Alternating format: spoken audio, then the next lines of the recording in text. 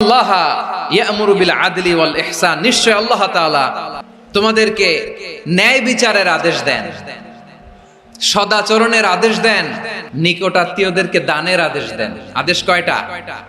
নিশ্চয় আল্লাহ তাআলা তোমাদেরকে ন্যায় বিচারের আদেশ দেন, সদাচরণের আদেশ দেন, তিনি তোমাদের নিকটাত্মীয়দেরকে দানের আদেশ দেন, আর তিনি তোমাদেরকে অশ্লীলতা থেকে নিষেধ করেন, মন্দ কাজ থেকে নিষেধ করেন, অবাধ্যতা সীমা লঙ্ঘন থেকে নিষেধ করেন। তিনি তোমাদেরকে উপদেশ দেন যাতে তোমরা শিক্ষা গ্রহণ করো। সুবহানাল্লাহ। উপদেশ দিচ্ছে স্বয়ং কে? তিনটা জিনিসের আদেশ। ইয়ামুরু বিল আদল, সুবিচার ন্যায় বিচারের আদেশ তিনি দেন। ইহসানের আদেশ দেন, যাতে আমরা ইহসান করি, একে অপরের প্রতি সুবিচার করি, মহানুভবতা দেখাই, অনুগ্রহ দেখাই, আর নিকট আত্মীয়দেরকে যেন আমরা দান করি। এই তিনটা আদেশ তিনি দিয়েছেন। আর কোন তিনটা জিনিস থেকে তিনি বারণ করেছেন? অশ্লীলতা, ফাহশা, মুনকার, মানে সব মন্দ আর অসৎ কাজ, এগুলো থেকে তিনি আমাদেরকে বারণ করেন। ওয়াল বাগি, অবাধ্যতা, সীমা লঙ্ঘন, এই তিনটা কাজ থেকে তিনি আমাদেরকে বারণ করেন। তিনি আমাদেরকে উপদেশ দেন, স্বয়ং আল্লাহ তাআলা আমাদেরকে উপদেশ দেন যাতে করে আমরা শিক্ষা গ্রহণ করি। সুবহানাল্লাহ। আল্লাহ তাআলা প্রথমে আমাদেরকে আদেশ দিয়েছেন আদালের। ইন্নাল্লাহা ইয়ামুরু বিল আদল। আওয়াজ করে বলুন আল আদল।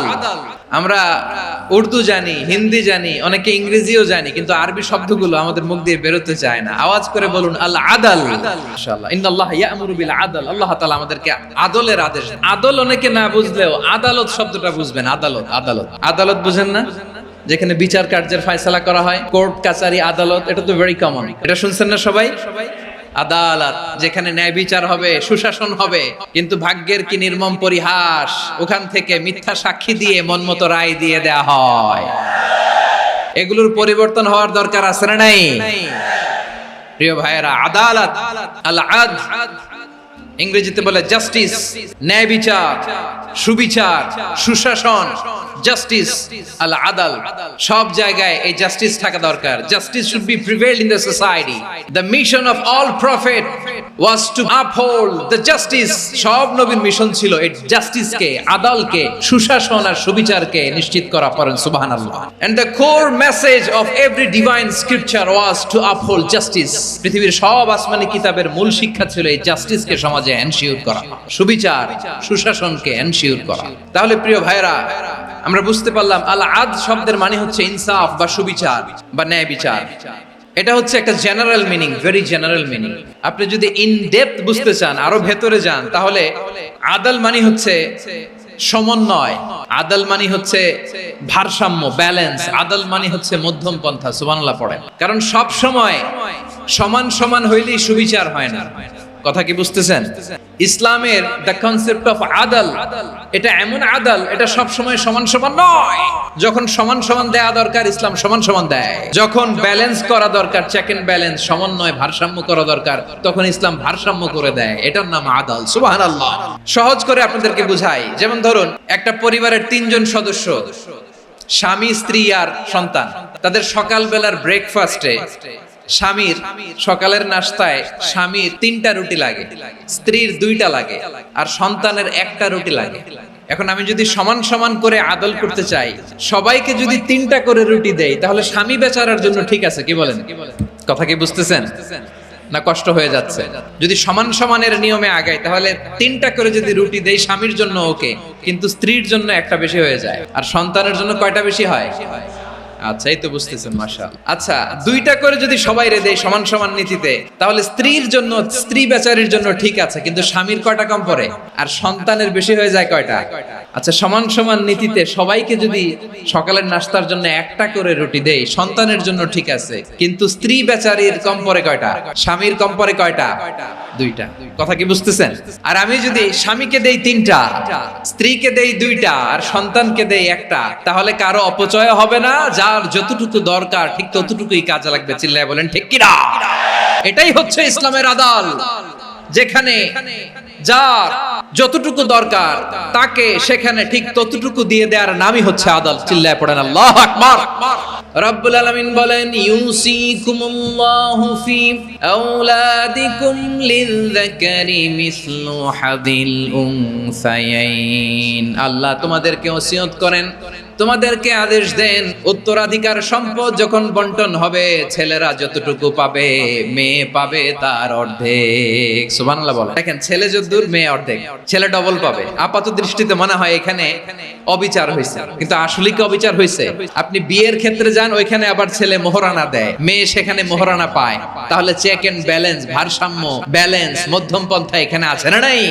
এটাই হচ্ছে ইসলামের আদল। আল্লাহ তাআলা এই আদলের আদেশ দিয়েছেন, সুবিচার, ন্যায় বিচার, সুশাসন এবং ভারসাম্যের আদেশ দিয়েছেন। প্রিয় ভাইয়েরা, একটি শান্তিময় সমাজ, একটা সমৃদ্ধ সমাজ, একটা মানবিক সমাজ যদি আমরা পেতে চাই, এই আয়াতের মধ্যে যতগুলো পয়েন্ট আছে সবগুলোর বাস্তবায়ন লাগে। এই আয়াতে আল্লাহ তাআলা একটা মানবিক সমাজের রূপরেখা টেনেছেন। তার প্রথম কথা হচ্ছে ইন্নাল্লাহা ইয়ামুরু বিল আদল।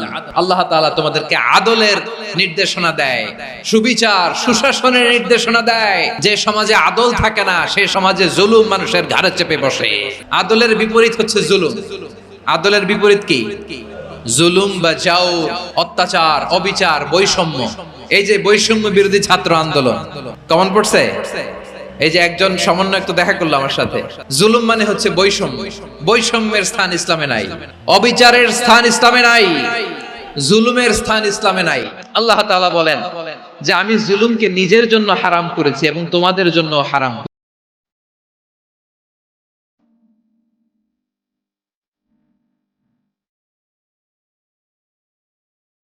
ওয়াজআলতুহু বাইনাকুম মুহাররামান ফালা তাযালামু।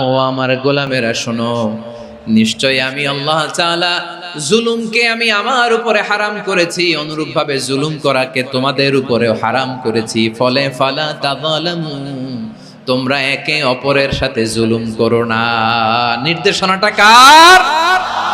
খবরদার, জুলুমের সাথে আমাদের কোনো সম্পর্ক নাই। আল্লাহ তাআলা আদলের আদেশ দিয়েছেন, আদালতের আদেশ দিয়েছেন, সুশাসনের, ন্যায় বিচারের আদেশ দিয়েছেন। ইন্নাল্লাহা ইয়ামুরু বিল আদল। আমাদেরকে আদল প্রতিষ্ঠা করতে হবে। জুলুমের সাথে ইসলামের কোনো সম্পর্ক নাই। আল্লাহ তাআলা জালিমদের জন্য কঠিন শাস্তি প্রস্তুত করে রেখেছেন। এক্সট্রা জুডিশিয়াল কিলিং এর কোনো হিসাব নাই। বিচার বহির্ভূত হত্যা, এনফোর্স ডিসঅ্যাপিয়ারেন্স, গুম, যেটা সবচাইতে বড় মানবতা বিরোধী অপরাধ। কত মানুষ যে গুম হয়েছে তার কোনো ইয়ত্তা নাই। যেই ফ্যামিলির সদস্য গুম হয়েছে তারা কি ওই লোকটার জন্য মাগফিরাতের দোয়া করবে নাকি সুস্বাস্থ্যের দোয়া করবে তারা নিজেরাও জানতো না। কারণ জানে না ও বেঁচে আছে না মরে গেছে। আহা, বিডিআর নওজোয়ানদের যারা ছাড়া পেল দেখলাম, বিনা অপরাধে, কোন অন্যায় ছাড়া, অপরাধ ছাড়া তাদের জীবন থেকে, তাদের তারুণ্যের, তাদের যৌবনের 15 বছর, 16 বছর, 17 বছর নাই, 6 মাস বয়সের ছোট বাচ্চাকে রেখে জেলে গেছে। 6 মাসের মেয়ে বেরোয় দেখে মেয়ের বয়স 17 বছর। মেয়ে বাবারে চিনে না, বাবা মেয়েরে চিনে না। মেয়েকে এখন বিয়ে দিয়ে আরেক ছেলের হাতে তুলে দিবে। মেয়ের শৈশব বাবা দেখে নাই, মেয়ের কৈশোর বাবা দেখে নাই, মেয়ের তারুণ্য দেখে নাই। আরেক যুবককে দেখলাম 14 দিনের সংসার, 2 সপ্তাহের সংসার শেষে জেলে গেছে। কত যুবকের যে স্ত্রী চলে গিয়েছে ফ্যামিলি ছেড়ে, কারণ জানে না তো কবে আসবে, কি হবে, কেউ জানতো না। দাম্পত্য জীবনের মাত্র 14 দিনের স্মৃতি, এই স্মৃতিকে আঁকড়ে ধরে এক বোন 16টা বছর, 17টা বছর কাটিয়ে দিয়েছে। আমি নিউজটা দেখে ভাবলাম আমার এই বোনের প্রতিটি দিন কিভাবে কেটেছে, প্রতিটি রাত কিভাবে কেটেছে, প্রতিটি ক্ষণ কিভাবে কেটেছে। বিশ্বনবী বলেছেন ইত্তাকি দাওয়াতাল মাজলুম ফাইন্না লাইসা বাইনাহু ওয়া বাইনাল্লাহি হিজাব। মাজলুমের কান্নাকে ভয় করো, কারণ মাজলুমের কান্না আর আল্লাহর মাঝে কোনো পর্দা থাকে না। আমরা আর এরকম কোন জুলুম বাংলাদেশে দেখতে চাই না। জোরে বলেন ঠিক কিনা? আমার প্রিয় বীর চট্টলার তৌহিদি মুসলমান, আমরা আর নতুন করে কেউ জালিম হোক এটা চাই না। নতুন করে আবার কেউ ফ্যাসিস্ট হোক আমরা চাই না। এক দল আরেক দলকে নিশ্চিহ্ন করার রাজনীতি করুক আমরা চাই না। আমরা সুশাসনের বাংলাদেশ চাই, মানবিক বাংলাদেশ চাই, আমরা একটা সমৃদ্ধ বাংলাদেশ চাই। আমরা বিশ্বের বুকে সম্মান নিয়ে মাথা উঁচু করে দাঁড়াতে চাই, ঠিক কিনা বলেন? আল্লাহ বললেন এটা যদি তোমরা চাও, একটা সমৃদ্ধ সমাজ যদি বিনির্মাণ করতে চাও, মানবিক সমাজ যদি বিনির্মাণ করতে চাও, আমি তোমাদেরকে সেজন্য প্রথমে আদালতের নির্দেশ দিলাম। ইন্নাল্লাহা ইয়া'মুরু বিল আদল, নিশ্চয় আল্লাহ তাআলা তোমাদেরকে ন্যায় বিচার সুশাসন এটার আদেশ দেন। সুবহানাল্লাহ। আদাল, ন্যায় বিচারের আদেশ আল্লাহ তাআলা কোরআনের বিভিন্ন আয়াতে দিয়েছেন। আল্লাহ তাআলা বলছেন, ইন্নাল্লাহা ইয়া'মুরুকুম আন তুআদ্দুল আমানাতি ইলা আহলিহা ওয়া ইযা হাকামতুম বাইনান নাসি আন তাহকুমু বিল আদল ইন্নাল্লাহা নি'ম্মা ইয়া'iযুকুম বিহি ইন্নাল্লাহা কানা সামিআম বাসীরা। আল্লাহ তাআলা বললেন, আল্লাহ আদেশ দিচ্ছেন, যে ব্যক্তি আমানতের হকদার তার হাতে তোমরা আমানত পৌঁছে দাও। আর যখন তোমরা বিচার কার্য করবে, বিচার ফয়সালা করবে, আদালতের সাথে করো। সুবহানাল্লাহ বলেন। ওয়া ইযা হাকামতুম বাইনান নাসি আন তাহকুমু বিল আদল, আদালতের সাথে করবা। আল্লাহ তাআলা বলেন, যারা জাজ হবে, বিচারক হবে, তাদের যদি বাদী বিবাদীর কারো সাথে শত্রুতা থাকে, কারো সাথে যদি কোনো ধরনের রেষারেষি থাকে, আল্লাহ বলেন বিচার কার্য করতে যে ওই শত্রুতা রেষারেষির কারণে আদালতের বাইরে যে অবিচার করে বিচার করো না। ওয়ালা ইয়াজরিমান্নাকুম শানাআনু কওমিন আলা আল্লা তা'দিলু ই'দিলু হুয়া আকরাবু লিত্তাকওয়া ওয়াত্তাকুল্লাহা ইন্নাল্লাহা খাবীরুম বিমা তা'মালুন। খবরদার কোন জাতির প্রতি, কোন গোষ্ঠীর প্রতি, কোন গোত্রের প্রতি আক্রোশ যেন তোমাদেরকে ন্যায় বিচার থেকে দূরে সরিয়ে না দেয়, বরং আমি আল্লাহর আদেশ হলো ই'দিলু, তোমরা আদল করো, ন্যায় বিচার করো, সুবিচার করো, সুশাসন প্রতিষ্ঠা করো। হুয়া আকরাবু লিত্তাকওয়া, এটাই তাকওয়ার সবচেয়ে কাছাকাছি। সুবহানাল্লাহ বলেন। কোরআনের বিভিন্ন আয়াতে আল্লাহ তাআলা স্পেসিফিকলি ধরে ধরে বিচার করার সময় আমরা যেন আদল করি সেটা বলেছেন। কোরআনের কোন কোন জায়গায় আল্লাহ তাআলা এই আল আদল শব্দটা ব্যবহার করেছেন। আবার একই জিনিস ইনসাফ, সুবিচার, সুশাসন, ন্যায় বিচার, ন্যায় পরায়ণতা বুঝাতে আল্লাহ তাআলা কখনো কখনো আল কিসত শব্দটা ব্যবহার করেছেন। আল্লাহ তাআলা বলেন, ওয়া ইন হাকামতা ফাহকুম বাইনাহুম বিল কিসতি ইন্নাল্লাহা ইউহিব্বুল মুকসিতিন। যখন তুমি বিচার করবে, বিশ্বনবীকে উদ্দেশ্য করে অ্যাড্রেস করে বললেন, নবী হে, ইহুদিরা কোনো বিষয়ে মীমাংসার জন্য যদি আপনার দরবারে আসে, যদি বিচার করতে হয়, খবরদার অবিচার করবেন না। ফয়সালা যেটা করবেন কিসতের সাথে করবেন, ন্যায় পরায়ণতার সাথে করবেন, কারণ ইন্নাল্লাহা ইউহিব্বুল মুকসিতিন, নিশ্চয় আল্লাহ রাব্বুল ইজ্জাত ন্যায় পরায়ণশীলদেরকে বড্ড ভালোবাসেন। সুবহানাল্লাহ বলেন। ন্যায় পরায়ণ লোকদেরকে আল্লাহ তাআলা বড্ড ভালোবাসেন। অন্য আয়াতে আল্লাহ তাআলা বলছেন, وَنَضَعُ الْمَوَازِينَ الْقِسْطَ لِيَوْمِ الْقِيَامَةِ فَلَا تُظْلَمُ نَفْسٌ شَيْئًا। আমি কিয়ামতের দিন ন্যায় পরায়ণতার মানদণ্ড স্থাপন করব, যেটাকে আমরা মিজানের পাল্লা বলি। আল্লাহ বলেন, ন্যায় বিচারের মানদণ্ড কিয়ামতের ময়দানে আমি আল্লাহ স্থাপন করব। সেদিন কারো প্রতি বিন্দু পরিমাণ, এক চুল পরিমাণ অবিচার করা হবে না, কোনো অবিচার করা হবে না। সেদিন সুশাসন হবে, সুবিচার হবে, ন্যায় পরায়ণতার সাথে বিচার হবে। আওয়াজ করে পড়েন আল্লাহু আকবার। তাহলে প্রিয় ভাইরা, যে তিনটি বিষয়ে আল্লাহ তাআলা আমাদেরকে আদেশ দিয়েছেন, তার প্রথমটা হচ্ছে আদালত, ইনসাফ, সুবিচার, ন্যায় বিচার। এটা আমরা চাই কি চাই না? বিশ্বনবী ন্যায় বিচার, ন্যায় পরায়ণতা, সুশাসন প্রতিষ্ঠিত করেন কি করেন নাই? আপনারা বিশ্বনবীর সিরাত যারা পড়েছেন, আপনি দেখবেন বিশ্বনবীর সিরাতের পরতে পরতে, বাঁকে বাঁকে, সিরাতের বাঁকে বাঁকে এই আদালতের নমুনা মেলে। সুবহানাল্লাহ বলেন। ছোট্ট একটা নমুনা রাসূল সাল্লাল্লাহু আলাইহি ওয়াসাল্লামের আসিরা আল আতরা থেকে ছোট্ট একটা নমুনা আপনাদের খেদমতে এখানে উপস্থাপন করি। বিশ্বনবী সাল্লাল্লাহু আলাইহি ওয়াসাল্লাম মক্কা বিজয় করলেন ৮ম হিজরিতে। মক্কা বিজয় শেষে তিনি কয়েক সপ্তাহ মক্কাতে অবস্থান করলেন। ইন দ্য মিন টাইম মক্কার একটা ভেরি প্রেস্টিজিয়াস এন্ড ডিগনিফাইড ফ্যামিলির নারী চুরিতে ধরা পড়ল। কিসে ধরা পড়ল? আমাদের সমাজে আসেনি এটা? আছে? ছোট না বড়? হিসাব করে শেষ করা যায় না। 3.5 লাখ কোটি টাকা নাই উন্নয়ন প্রকল্পের নামে। 3.5 লাখ কোটি টাকা লিখতে পারবেন আপনি? একটানা লিখতে পারবেন? বুঝতেছেন কত বড় সংখ্যা?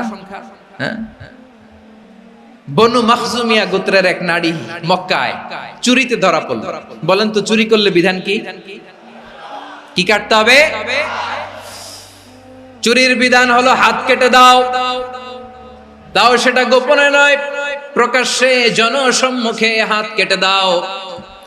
বনু মাখজুমিয়া গোত্রের নারী যখন চুরিতে ধরা পড়লো, সাহাবারা চিন্তায় পড়ে গেলেন। সবেমাত্র মক্কার লোকেরা কালিমা পড়ে মুসলমান হয়েছে, ইসলামের আইন কানুন তেমন জানে না, ইসলামী শরিয়ার সাথে বেশি পরিচিত নয়। এখন যদি বিশ্বনবী চুরির যেই বিধান এটা যদি কায়েম করে হাত যদি কেটে দেয়, না জানি মক্কার লোকেরা আবার বিগড়ে যায়, না জানি মক্কার লোকেরা আবার মুরতাদ হয়ে যায়, না জানি মক্কার লোকেরা ইসলাম থেকে দূরে সরে যায়। চলো চলো সাহাবীরা মিলে পরামর্শ করলেন, চলো বিশ্বনবীর কাছে যে বলি, ও নবী, শুধু কেবলমাত্র একমাত্র এই নারীর জন্য চুরির হাত কাটার বিধানটা আপনি একটু থামিয়ে দেন। চুরির হাত কাটার যে বিধান এখানে একটু রহিত করে দেন, বাকিগুলা কইরেন মদিনাতে যে চলবে, কিন্তু মক্কায় এবারের জন্য মাফ করে দেন। কিন্তু কে বলবে? এই যে পরামর্শ, সাজেশন, এটা কে দিবে বিশ্বনবীর কাছে? সাহাবারা চিন্তায় পড়ে গেলেন। আল্লাহর নবীর সামনে দাঁড়িয়ে আল্লাহর দেয়া হুদুদ, আল্লাহর দেয়া বিধান থামিয়ে দেওয়া, মাফ করে দেওয়া, এই কথা বিশ্বনবীর সামনে বলার সাহস তো কেউ রাখে না।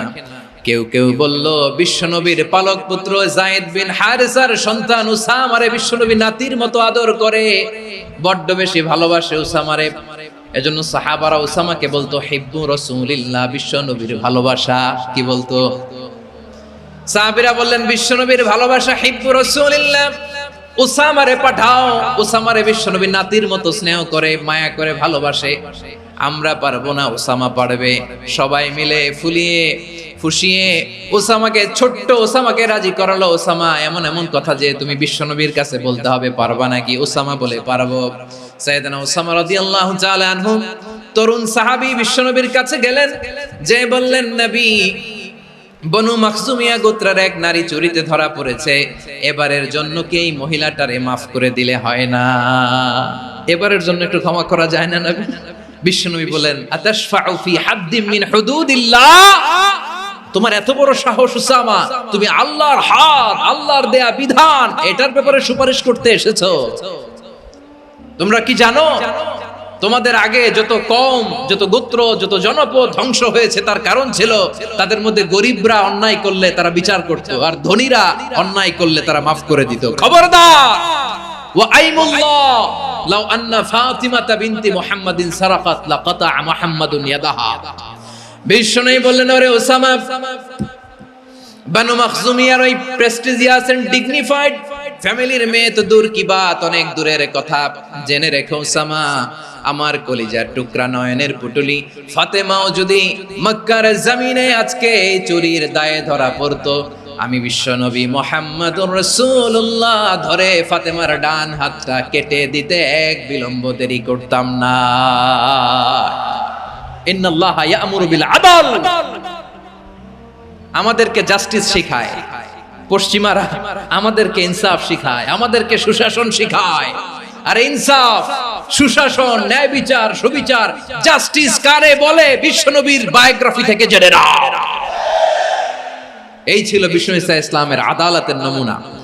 আপনি যদি সাইয়েদনা ওমর ফারুকের জীবনের দিকে তাকান, এমন কঠোর, এমন বীর সেনানী ছিলেন। সাইয়েদনা ওমর ফারুক যদি রাস্তার এই মাথা দিয়ে হাঁটা শুরু করতেন, শয়তান ওমর ফারুককে দেখলে ওই রাস্তা রেখে দিয়ে অন্য রাস্তা দিয়ে হাঁটতো। সুবহানাল্লাহ। ওমর ফারুক রাদিয়াল্লাহু তাআলা কি পার্সোনালিটি ছিল, কি পার্সোনালিটি! আমাদের এলাকায় ছোট বাচ্চারা রাতে ভাত খেতে চায় না, আমার মেয়েটাও খেতে চায় না। এই এটা দিব, ওইটা দিব, আজকে মাহফিলে আসার সময় বলে দিছে লিস্ট করে, এটা এটা আনতে হবে। তো ছোট্ট বাচ্চাদের অনেক বায়না থাকে, ওরা রাতে খেতে চায় না। তো মায়েরা বিভিন্ন ভয় দেখায়, এই বাঘ আসবে খাও, এই ভূত আসবে খাও। আপনারা কি বলেন চট্টগ্রামে? ভূত ভূত ভূত আসবে, বাঘ আসবে, খাও খাও খাও, তাড়াতাড়ি খাও। তো বাচ্চারা এগুলো শুনে ভয়ে খেতে শুরু করে। মদিনার জমিনেও একই ঘটনা ঘটতো। মদিনার ছোট্ট ছোট্ট সোনামণিরা খেতে চাইতো না। তো মায়েরা বলতো, হা হুয়া ইয়াতি উমর, হা হুয়া ইয়াতি উমর, ওই যে উমর আসতেছে, উমর। ওমরে ফারুকের কথা শুনলে বাচ্চারা একেবারে ঠান্ডা। প্রভু তুমি বলেছ রাসূল দেবে না, বলনি দেবে না ওমর, বলনি দেবে না হামজা তারি, খালিদ বিজয় সমর। প্রভু তুমি বলেছ রাসূল দেবে না, বলনি দেবে না ওমর, বলনি দেবে না হামজা তারি, খালিদ বিজয় সমর। প্রভু তুমি বলেছ রাসূল দেবে না। আল্লাহু আকবার। ওমর ফারুক রাদিয়াল্লাহু তাআলা আনহু, ওনার কথা শুনলে গায়ের মধ্যে গুজবাম হয়, গায়ের পশমগুলো দাঁড়িয়ে যায়। সুবহানাল্লাহ বলেন। কি পার্সোনালিটি ছিল, কি ব্যক্তিত্ব ছিল। মুনাফিকরা ওমর ফারুককে জমের মতো ভয় পেত। শয়তান, খুদ শয়তান এই রাস্তা দিয়ে আসলে শয়তান অন্য রাস্তা দিয়ে হাঁটতো।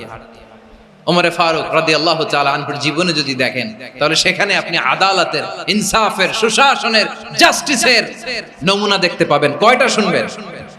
সাইয়েদনা ওমর ফারুক রাদিয়াল্লাহু তাআলা আনহুর সন্তান আব্দুর রহমান মিশরে মদ খেয়ে মদ্যপ অবস্থায় ধরা পড়েছে। মদ খাওয়ার কারণে, মদ যদি কেউ পান করে আর যদি প্রমাণিত হয়, তার বিচার হলো 80 বেত। আওয়াজ করে বলেন কয় বেত? বাংলাদেশেও তো এই আইন আছে নাকি? বাংলাদেশে আছে? হ্যাঁ, মদ খাইলে 80 বেত, এই আইন বাংলাদেশে চালু হোক, আমরা চাই কি চাই না? একেবারে সহজ, পানির মতো সহজ হিসাব, একেবারে সহজ। ওমর ফারুক রাদিয়াল্লাহু তাআলা আনহুর ছেলে ভুল করে মদ পান করে ফেলেছিলেন। আব্দুর রহমান, ঘটনা ঘটেছে মিশরে। মিশরের গভর্নর তখন আমর ইবনে আস রাদিয়াল্লাহু তাআলা আনহু। আব্দুর রহমানের ভাই যে গভর্নরকে বলল, গভর্নর যদি একটু দয়া করেন, খলিফার ছেলে আমার ভাই আব্দুর রহমান মদ্যপ অবস্থায় ধরা পড়েছে, জনসম্মুখে যদি আপনি বেত্রাঘাত করেন আমাদের প্রেস্টিজ থাকে না, যদি 80 বেত আপনি মারেন আমার কোনো কথা নাই, কিন্তু ঘরের ভেতরে মারেন। আব্দুর রহমানের ভাইয়ের সুপারিশ শুনে সাইয়েদনা আমর ইবনে আস রাদিয়াল্লাহু তাআলা আনহু রাজি হয়ে গেলেন। ঘরের ভেতরে লোকচক্ষুর আড়ালে 80 বেত তিনি মানলেন।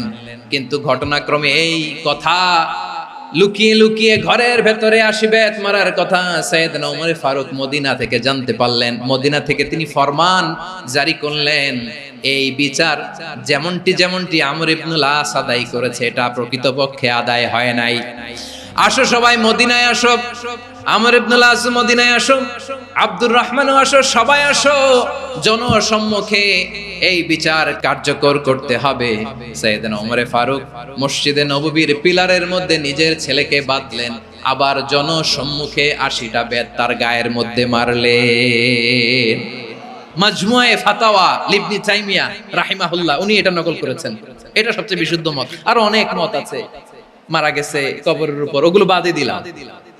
কেমন খলিফা ছিলেন, কেমন খলিফা!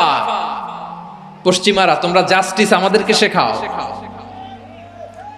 ইনসাফ কারে বলে, সুশাসন আমাদেরকে তোমরা শেখাও।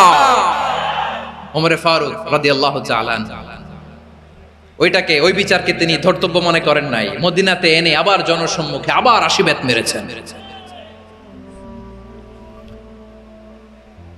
মিশরে ওমর ফারুক রাদিয়াল্লাহু তাআলা আনহু আমর ইবনে আসকে গভর্নর করে পাঠালেন। সেখানে আমর ইবনে আসের ছেলে একটা প্রতিযোগিতায় রানার আপ হয়েছে। এক মিশরি সেখানে চ্যাম্পিয়ন হয়েছে। রানার আপ বুঝতে পেরেছেন তো? সেকেন্ড হয়েছে। এক মিশরি হয়েছে চ্যাম্পিয়ন, প্রথম। কিন্তু গভর্নরের ছেলে ও জিততে পারে নাই। ও রাগে ওই মিশরির গায়ের মধ্যে কয়েকটা লাঠি দিয়ে বাড়ি মেরেছে। মিশরি যে মদিনাতে ওমর ফারুকের কাছে বিচার দিলেন, আপনার গভর্নরের ছেলে অন্যায়ভাবে আমার গায়ে হাত তুলেছে।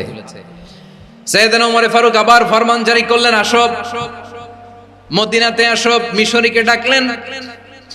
ওই মিশরের গভর্নর আমর ইবনুল আস রাদিয়াল্লাহু তাআলা আনহুকে ডাকলেন, তার ছেলেকেও ডাকলেন, সবাই বসে রইল। আমর ইবনুল আস রাদিয়াল্লাহু তাআলা আনহু মাথা নিচু করে বসে আছেন, লজ্জায় কাচুমাচু। হায় হায়, আজকে আমার ছেলের কারণে আমিরুল মুমিনিন খলিফাতুল মুসলিমিন ওমরে ফারুকের কাছে আমি জনসম্মুখে লজ্জিত হচ্ছি। সাইয়েদনা ওমরে ফারুক বললেন, এই নাও লাঠি, গভর্নরের ছেলে তোমার মাথার মধ্যে যতগুলো বাড়ি মেরেছে, আজকে জনসম্মুখে তুমি অতগুলা বাড়ি মারো। মিশরী বলে, থাক, আপনি যে ডেকে আনছেন সবার সামনে এটা বলছেন, এতেই আমি খুশি। আল্লাহু আকবার। আপনার মহানুভবতা দেখে আমি খুশি, আর অপমানের দরকার নাই। ওমরে ফারুক বলে, না, খবরদার, এই কথা মিশরী তুমি বলো না, মারো, যতগুলা বাড়ি মেরেছে মারো। বাধ্য হয়ে মিশরী আমর ইবনুল আসের সামনে ওনার কলিজার টুকরা সন্তানের মাথার মধ্যে বাড়ি মারতে আরম্ভ করলেন। ঠিক যতগুলা বাড়ি গভর্নরের ছেলে আমর ইবনুল আসের ছেলে মিশরীর গায়ে মেরেছিল, মাথায় মেরেছিল, মিশরী গুনে গুনে ততটা মারলেন। এই দৃশ্য দেখে ওমরে ফারুক রেগে মেগে আগুন, রাগের চোটে রাগ সামলাতে না পেরে, আর নিজেকে সামলাতে না পেরে মিশরীরে বললেন, ছেলেরে মারা শেষ হয়ে গেলে এবার বাবার টাক মাথার মধ্যে কয়েকটা বাড়ি মার। রাগের চোটে, আউট অফ অ্যাঙ্গার, রাগের চোটে, যে আমার পাঠানো গভর্নর আমর ইবনুল আস তার ছেলেকে কেন আদব তারবিয়া কেন শিক্ষা দিতে পারে না। ছেলেরে মারা হইলে এবার আমর ইবনুল আসের মাথার মধ্যে দুইটা মারো। এটা রাগে বলেছে, এটা শাস্তি হিসেবে না। সুবহানাল্লাহ পড়ো। তোমরা আমাদেরকে সুশাসন শিখাও। বিশ্বনবী বলেন, আদল এটা যেন তেন বিষয় না, এটা দিয়েই মানবিক সমাজ গড়তে হবে। আল্লাহ তাআলা কিয়ামতের কঠিন ময়দানে, যেদিন স্বামী স্ত্রীকে চিনবে না, স্ত্রী স্বামীকে দেখে পালিয়ে যাবে, বন্ধু বন্ধুরে চিনবে না, পীর সাহেব মুরিদরে চিনবে না, মুরিদ পীর সাহেবরে চিনবে না, দলের কর্মী তার নেতারে চিনবে না, নেতা তার কর্মীরে চিনবে না, বন্ধু বন্ধুরে দেখে পালাবে। এই কঠিন মুহূর্তে সূর্যটা মাথার কাছে চলে আসবে, জমিনটা তামার জমিন হবে, আজকের জমিনের মতো নয়। মানুষ ঘর্মাক্ত, ক্লান্ত, শ্রান্ত মাথার মগজগুলো কানের ছিদ্র আর নাকের ছিদ্র দিয়ে বেয়ে বেয়ে পড়বে। বিশ্বনবী ফরমান, কিয়ামতের ওই কঠিন ময়দানে 7 শ্রেণীর ব্যক্তিকে রব্বুল আলামিন তার আরশের নিচে ছায়া দিবেন। তার মধ্যে প্রথম শ্রেণীর ব্যক্তি হলো ইমামুন আদিল, যে ইনসাফের সাথে বিচার করে, যে জাস্টিস সমাজে সার্ভ করে, যে সুশাসন নিশ্চিত করে, ওই ইমামুন আদিল। আদিল শব্দটা বুঝছেন না? ইন্নাল্লাহা ইয়া'মুরু বিল আদ, পাইছেন? আদিল। 7 শ্রেণীর ব্যক্তিকে আল্লাহ তাআলা সুশীতল আরশের নিচে ছায়া দিবেন, যেদিন তার দেয়া ছায়া ছাড়া কোনো ছায়া থাকবে না। এর প্রথম হচ্ছে ইমামুন আদিল, ন্যায়পরায়ণ শাসক। চিল্লায় বলেন সুবহানাল্লাহ। আবার বিশ্বনবী বললেন, ইন্নাল মুকসিতিনা ইনদাল্লাহি আলা মানাবিরা মিন নূর আন ইয়ামিনির রহমান। কিয়ামতের দিন যারা ন্যায় পরায়ণ হিসেবে আল্লাহর সামনে দাঁড়াবে, কিয়ামতের দিন রব্বুল আলামিন তার আরশের ডান দিকে ওই ন্যায় পরায়ণ লোকদের জন্য আরশের ডান দিকে একটা নূরের মিম্বারে তাদেরকে বসার সুযোগ করে দিবে। আল্লাহর আরশের ডান দিকে ন্যায় পরায়ণ লোকদের জন্য আল্লাহ তাআলা নূরের মিম্বার বানাবে। চারটেখানে কথা মনে করেছেন? আল আদাল, জাস্টিস। ইন্নাল্লাহা ইয়া'মুরু বিল আদল। আল্লাহ তাআলা এই আদালতের নির্দেশনা দেন, সুবিচার, সুশাসন। প্রিয় ভাইয়েরা, এটা আমরা বাংলাদেশে চাই কি চাই না? এই যে অরাজকতা, এই যে অন্যায়, এই যে জুলুম, এই যে ইনকনসিস্টেন্সি, সমাজের অসঙ্গতির প্রধান কারণ জাস্টিস নাই, সুবিচার নাই, সুশাসন নাই। শেষবারের মতো আওয়াজ করে বলেন তো, আমরা বাংলাদেশে আদল চাই কি চাই না? তাহলে প্রথম নির্দেশনা শেষ। আল্লাহ তাআলা তোমাদেরকে আদলের আদেশ দেন। এরপরে আল্লাহ বললেন, আমি তোমাদেরকে ইহসানের আদেশ দেই। ইন্নাল্লাহা ইয়া'মুরু বিল আদলি ওয়াল ইহসান। আমি তোমাদেরকে যেমনি আদলের নির্দেশনা দেই, তেমনি ভাবে তোমাদেরকে ইহসানের নির্দেশনা দেই। ইহসান, আওয়াজ করে সবাই বলেন তো ইহসান। ইহসান মানে কারো প্রতি সফট হার্টেড হওয়া, মহানুভব হওয়া, অনুগ্রহ পরায়ণ হওয়া, অনুগ্রহশীল হওয়া, একে অপরের প্রতি দয়াদ্র হওয়া। একে অপরের প্রতি দয়াদ্র অনুগ্রহশীল হওয়া ছাড়া মানবিক সমাজ কশিনকালেও গঠন করা সম্ভব না। প্রিয় ভাইয়েরা, সুন্দর আচরণ দিয়ে, ইহসান দিয়ে যা জয় করা যায়, নরম আচরণ দিয়ে যেটা অর্জন করা যায়, কঠোরতা দিয়ে সেটা পারা যায় না। বিষ্ণু ঈসা ইসলাম ইহসান দিয়ে, কোমল আচরণ দিয়ে, তার অনুগ্রহ দিয়ে তিনি অনেক কাফিরের হৃদয়কে জয় করে ফেলেছেন। সাইয়েদনা সুমামা ইবনে উসাল রাদিয়াল্লাহু তাআলা আনহুর কথা মনে পড়ে যায়। তিনি ছিলেন ইয়ামামার বাদশা। মদিনাতে বিশ্বনবীকে হত্যা করার নিয়তে এসেছিলেন। গোপনে গোপনে বিশ্বনবীকে হত্যা করে আবার ইয়ামামাতে তিনি ফিরে যাবেন। কিন্তু কি অবাক করা কাণ্ড, হত্যা করতে পারে নাই, সাহাবাদের হাতে তিনি ধরা পড়ে গেলেন। সাইয়েদনা সুমামা ইবনে উসাল রাদিয়াল্লাহু তাআলা আনহু হত্যার নিয়তে আসলেন, কিন্তু হত্যা করতে পারলেন না। সাহাবারা ওনাকে ধরে ফেললেন, ধরে মসজিদে নববীর পিলারের মধ্যে বেঁধে রাখলেন। সুমামা ইবনে উসাল, সিরাত থেকে শুনে, সিরাত থেকে শোনাচ্ছি, রাদিয়াল্লাহু তাআলা আনহু ইয়ামামার অধিপতি ছিলেন। বিশ্বনবীকে হত্যার জন্য আসছেন, ধরা পড়ে গেছেন, এখন মসজিদে নববীতে বেঁধে রাখছেন। তার মানে বন্দী। এখন স্ট্যাটাস কি? বন্দী, ক্যাপটিভ। তো বিষ্ণু ঈসা ইসলাম সাহাবাদেরকে বললেন, তার খোঁজ খবর নিও, সুমামা ইবনে উসালের খোঁজ খবর নিও। সাহাবারা বলেন, ইয়া রাসূলুল্লাহ, আপনাকে হত্যা করতে এসেছে, তার তো কঠিন ক্যাপিটাল পানিশমেন্ট হওয়া দরকার, কঠিন শাস্তি হওয়া দরকার। বিশ্বনবী বললেন, না, আমি যেটা জানি তোমরা সেটা জানো না, তোমরা সুমামার সাথে ভালো আচরণ করো।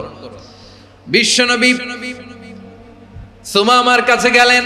প্রথম দিন যে তিনি কালেমার দাওয়াত দিলেন, ইমানের দাওয়াত দিলেন, ইসলামের দাওয়াত দিলেন, রিসালাতের দাওয়াত দিলেন, আখিরাতের দাওয়াত দিলেন। পরের দিন যে বিশ্বনবী সালাতের দাওয়াত দিলেন, যাকাতের দাওয়াত দিলেন, ইসলাম কি, কিভাবে, কেমন করে পালন করতে হয় চমৎকার আর্টিকুলেট করতে শুরু করলেন। তন্ময় হয়ে সুমামা ইবনে উসাল রাদিয়াল্লাহু তাআলা আনহু বিশ্বনবীর কথাগুলো শুনতে আরম্ভ করলো। একদিন নয়, দুই দিন নয়, টানা 3 দিন বিশ্বনবী সুমামার কাছে ইসলামকে প্রেজেন্ট করেছেন, উপস্থাপন করেছেন। আওয়াজ করে বলেন, কয় দিন? 3 দিন। 3 দিন মসজিদে নববীতে বাঁধা। আর সাহাবীদেরকে বললেন, তার খোঁজ খবর নিও, তোমরা যে রুটি বানাও এর মধ্যে সবচেয়ে ভালো আটার রুটিটা তারে দিও, সবচেয়ে রিফাইন্ড খেজুর, যেটা পিওর খেজুর, এটা তারে দিও। আর বিশ্বনবী নিজের উট থেকে দুধ দহন করে ওনার বাড়ির এক কর্মচারীকে বলেছেন, দুধ দহন করে সুমামার জন্য নিয়ে যেও। সুবহানাল্লাহ পড়বেন না? সবাই তো অবাক, ইয়ামামা থেকে আসছে নবীকে হত্যা করতে, বিশ্বনবী দেখে তারে জামাই আদর করে। একদিন নয়, 2 দিন নয়, টানা 3 দিন বিশ্বনবী এভাবে সুমামার কাছে যে ইসলামকে প্রেজেন্ট করতে আরম্ভ করলেন, ইসলামকে উপস্থাপন করতে শুরু করলেন। আর তাকে চমৎকার এন্টারটেইনমেন্ট, আপ্যায়ন দিতে আরম্ভ করলেন। টানা 3 দিন যখন ইসলামের দ্য বিউটিজ অফ ইসলাম, ইসলামের সুমহান বাণী, সৌন্দর্য তার কাছে উপস্থাপন শেষ, তাকে আপ্যায়ন শেষ, বিশ্বনবী বললেন সাহাবাদেরকে, যাও এবার সুমামার হাতের পায়ের রশি দুটো খুলে দাও। সাহাবারা তর্ক জুড়ে দিলেন, লা ইয়া রাসূলুল্লাহ, এমনটা করবেন না, তো ভয়ঙ্কর ভয়ঙ্কর খুনি, কি জানি কি হয়ে যায়। বিশ্বনবী বললেন, না, তার হাতে পায়ের রশিগুলো খুলে দাও। সাহাবারা বিশ্বনবীর কথা মতো তার হাতে পায়ের রশিগুলো খুলে দিল। সুমামা মুহূর্তের মধ্যে মসজিদে নববী থেকে বের হয়ে ইয়ামামায় ফিরে না যে মসজিদে নববীর পাশে একটা খেজুর বাগান ছিল, সেখানে চলে গেলেন। সেখানে একটা ছোট্ট কুয়া ছিল, কুয়ার পানি দিয়ে তিনি গোসল করলেন। সুবহানাল্লাহ পড়েন। কুয়ার পানি দিয়ে গোসল করে মসজিদে নববীর সামনে এসে বিশ্বনবী এবং সাহাবাদের সামনে দাঁড়িয়ে সাব্বাবা উঁচু করে বললেন, আশহাদু আল্লা ইলাহা ইল্লাল্লাহ ওয়া আশহাদু আন্না মুহাম্মাদান আবদুহু ওয়া রাসূলুহু। আমি সাক্ষ্য দিচ্ছি আল্লাহ ছাড়া কোনো ইলাহ নাই, আর মুহাম্মদ আল্লাহ তাআলার প্রেরিত বান্দা এবং রাসূল। প্রিয় ভাইয়েরা, ইহসান দিয়ে যা জয় করা যায়, কঠোরতা দিয়ে সেটা কশিনকালেও জয় করা যায় না। আওয়াজ করে বলেন, ঠিক কি না? এবার সুমামা দাঁড়িয়ে বলে, ওগো নবী, আমি তো কালিমা পড়ে মুসলমান হয়ে গেলাম, এবার শোনেন, এই মুহূর্তের আগে আপনার চেহারার চাইতে নিকৃষ্ট কোনো চেহারা আমার কাছে ছিল না, কিন্তু শাহাদা পাঠ করার পরে আপনার চেহারার চাইতে উত্তম শ্রেষ্ঠ কোনো চেহারা আমার কাছে আর নাই। ও নবী, আজকের দিনের আগে ইসলাম ধর্মের চেয়ে নিকৃষ্ট অপছন্দনীয় কোনো ধর্ম আমার কাছে ছিল না, কিন্তু এই মুহূর্ত থেকে ইসলামের চেয়ে সেরা শ্রেষ্ঠ পছন্দনীয় কোনো ধর্ম আমার কাছে নাই। নবী গো, আজকের দিনের আগে মদিনার চাইতে অপছন্দনীয় নিকৃষ্ট কোনো শহর আমার কাছে ছিল না, কিন্তু এই মুহূর্তের পর থেকে মদিনার চাইতে কোনো শ্রেষ্ঠ শহর আমার জানা নাই। সে ছিল গমের বড় ডিলার, গম বেচতো। কি বেচতো? তার গম কিনে মক্কার লোকেরা রুটি খাইতো। সে ঘোষণা দিল, আজকে থেকে মক্কাবাসীদের জন্য সব গম আমি হারাম করে দিলাম, মক্কাবাসী এখন না খেয়ে মরে। সুবহানাল্লাহ পড়বেন না? মক্কাবাসী বিশ্বনবীর কাছে আসলেন, এসে বললেন, মুহাম্মদ, আমরা তো তোমার ভাই, তোমার চাচা, তোমার ভাতিজা, তোমার আত্মীয়, তুমি সুমামারে বলো সে যেন আবার গমের সাপ্লাই মক্কার জন্য অনুমতি দিয়ে দেয়। বিশ্বনবীর অনুমতি ক্রমে সুমামা আবার মক্কাতে গম পাঠাতে শুরু করলো। পড়েন সুবহানাল্লাহ। ইহসান, ইহসান দিয়ে আপনি যেটা জয় করতে পারবেন, you can win the heart of your enemies. ইহসান দিয়ে আপনি আপনার শত্রুর হৃদয়কে জয় করতে পারবেন। এজন্য আল্লাহ বললেন, ওয়া আনফিকু ফি সাবিলিল্লাহি ওয়া লা তুলকু বিআইদিকুম ইলাত তাহলুকা ওয়া আহসিনু ইন্নাল্লাহা ইউহিব্বুল মুহসিনিন। তোমরা আল্লাহর রাস্তায় দান করবে আর নিজেরা নিজেদেরকে ধ্বংসের হাতে ঠেলে দিও না। তোমরা একে অপরের প্রতি ইহসান করবে, কারণ ইহসানকারীদেরকে আল্লাহ বড় ভালোবাসেন। সুবহানাল্লাহ পড়েন। আবার সূরা রহমানে আল্লাহ বললেন, হাল জাযাউল ইহসানি ইল্লাল ইহসান ফাবিআইয়ি আলা, সবাই পড়েন, ফাবিআইয়ি আলাই রাব্বিকুমা তুকাযযিবান। ইহসানের প্রতিদান হিসেবে ইহসানি হয়। বিশ্বনবী সুমামার প্রতি যেমন ইহসান করেছেন, সুমামাও ঠিক তেমন ইহসান ফিরিয়ে দিয়েছে। ঠিক কিনা বলেন? তাহলে এক নম্বরে হচ্ছে আদ, ন্যায় বিচার। দুই নম্বরে সবাই বলেন ইহসান, সদাচরণ। ইহসান দুই ধরনের প্রিয় ভাইরা, ইহসান ফিল ইবাদা, ইহসান ফিল মুআমালা। ইহসান ফিল ইবাদা হচ্ছে একাগ্র অনুভবে ইবাদতে ডুব দেওয়া, এর নাম ইবাদতের ইহসান। সুবহানাল্লাহ পড়ুন। বিশ্বনবী বলেন, ইহসান মানে কি জানো নাকি? হাদিসে জিবরিলে সাইয়েদনা জিবরিল আলাইহিস সালাম বিশ্বনবীকে বললেন, আখবিরনি আনিল ইহসান। নবী আমাদেরকে বলেন ইহসান মানে কি? বিশ্বনবী বললেন, আনতা আবুদাল্লাহ কাআন্নাকা তারাহু ফাইন লাম তাকুন তারাহু ফাইন্নাহু ইয়ারাক। ইহসান মানে হলো এমন ভাবে তুমি আল্লাহর সামনে নিজেকে উজাড় করে ইবাদত করবে, তুমি ভাববে তুমি আল্লাহকে দেখতে পাচ্ছ। আর এটা যদি ভাবা তোমার জন্য কঠিন হয়ে যায়, অন্তত এতটুকু তুমি ভাববা যে আল্লাহ তোমাকে দেখতে পাচ্ছেন। ঠিক কিনা বলেন? ও আমার বীর চট্টলার ভাইয়েরা, কেউ যেটা দেখে না সেটা দেখে কে? এই বিশ্বাস হৃদয়ের মধ্যে আছে? নামাজে যখন দাঁড়ান এই ফিলিংসটা আনা যাবে? এসা পর্যন্ত যে আমরা হায়াত পাবো কোনো গ্যারান্টি আছে? সবাই আওয়াজ করে বলেন, গ্যারান্টি আছে? গ্যারান্টি নাই। এজন্য বিষ্ণু ইসলাম বলেছে, এমন ভাবে নামাজে দাঁড়াও, ইবাদত করো, মনে করো হতে পারে এটাই আমার জীবনের শেষ নামাজ। পারফর্ম দ্য সালাহ as if this is your last and final prayer. এমন ভাবে সালাতে দাঁড়াও, ভাবো হতে পারে এটাই তোমার জীবনের শেষ নামাজ। এমন ভাবে নামাজে দাঁড়াও, ভাবো এটাই শেষ নামাজ। তাহলে নামাজে একাগ্রতা বাড়ায় দিবে কে? ফলে ইবাদতের ইহসান আমাদের অর্জিত হবে। আর মুআমালাতে ইহসান হলো, বিশ্বনবী বলেন, ইন্নাল্লাহা তাবারাকা ওয়া তাআলা كتب الإحسان على كل شيء فإذا قتلتم فأحسنوا القتلة وإذا ذبحتم فأحسنوا الذبح وليحد أحدكم شفرته وليرح ذبيحته।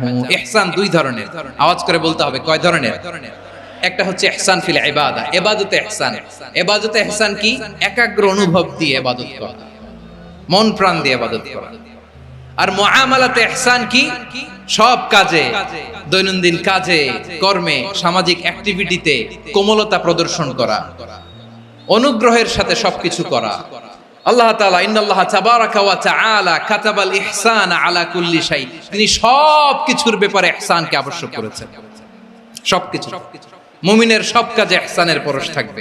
ওয়া ইযা কাতালতুম ফাহসিনুল কিতলা, বিষ্ণুই বলেন তুমি যখন কাউকে হত্যা করো ইহসানের সাথে করো। সুবহানাল্লাহ পড়বেন না? যখন হত্যা করো তখনও ইহসানের সাথে। আচ্ছা, হত্যা করবো আবার ইহসান আসবে করতে, করে তো মেরেই ফেলবো আমি। আল্লাহ, ও ভাই একজন খুন করেছে, খুনি, রাষ্ট্রীয় আইনে তার শাস্তি হয়েছে ডেথ পেনাল্টি, মৃত্যুদণ্ড। এখন মৃত্যুদণ্ড দেখে আপনি যেমনি মন চায় তেমনি মারবেন লোকটারে? ওর নাক কেটে ফেলতে পারবেন? ওর কান কাটতে পারবেন? ওর চোখ উপড়ে ফেলতে পারবেন আপনি? যেমন মন চায় তার অঙ্গহানি করা যাবে না। ইহসানের সাথে তাকে হত্যা করো। সুবহানাল্লাহ। This is Islam. This is the true essence of ইসলাম।